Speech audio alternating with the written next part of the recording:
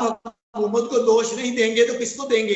जब आप अरबों खरबों की याशियां करेंगे, जब आप अरबों खरबों की याशियां करेंगे और अवाम को रिलीफ नहीं देंगे, जब आप 50-50 लाख का सूट पहनेंगे, 16-16 लाख का जूता पहनेंगे, जब आप मुझे बताएं 2.5-3 अरब रुपया आप ईवान सदर का आपका खर्चा होगा, 4 अरब रुपया प्राइम मिनिस्टर उसका होगा, 4 आपके प्राइम मिनिस्टर होंगे, स्वाबदीदी इख्तियारात होंगे, ब्यूरोक्रेसी को नवाजेंगे, 6,000 बंदा आपका बैठा हुआ है ब्यूरोक्रेसी में, ड्यूअल नेशनलिटी होल्डर। आप क्या बात करते हैं? फिर गलत बात खराब करने लगे हैं। सूरत हाल ये है कि हुकूमत जो है, आप मुझे बताएं, ये अभी सैलरी थी कि 66 हजार 1.25 लाख, आपने 3.5 लाख पार्लियामेंटेरियन की सैलरी कर दी है। किस वजह से?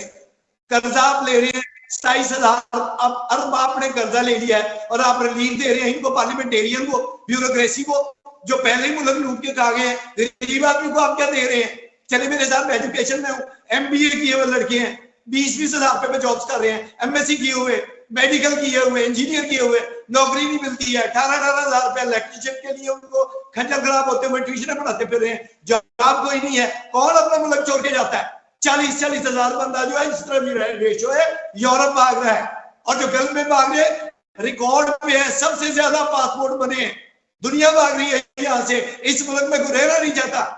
सजी सर्वे आया है कि यहाँ से 99.5% बंदे भागना चाहते हैं इस मुल्क से। आप कह रहे हैं इकोनॉमी ठीक हो गई है, हवाओं में इकोनॉमी ठीक हो गई है। क्या इकोनॉमी ठीक हो गई है? 20-20 हजार रुपया आपका बिजली का बिल आ रहा है, 30 हजार रुपया आपकी इनकम है। अगर सब